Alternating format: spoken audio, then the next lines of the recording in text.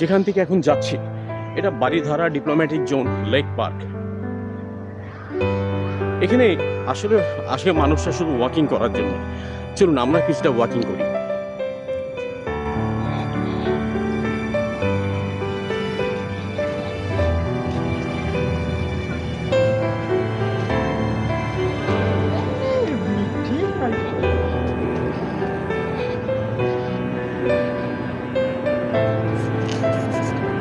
কেমন লাগছে আপনাদের?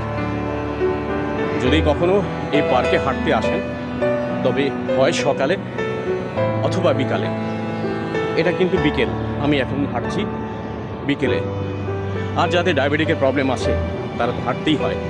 যদি আপনি ঢাকার আশেপাশে কোথাও থেকে থাকেন বা ঢাকার মধ্যে থেকে থাকেন তাহলে চেষ্টা করে বারিধারা ডিপ্লোম্যাটিক জোন পার্কে চলে আসুন। আমার মনে হয় আপনার যথেষ্ট ভালো লাগবে। আজকের ভিডিওটি এই পর্যন্ত।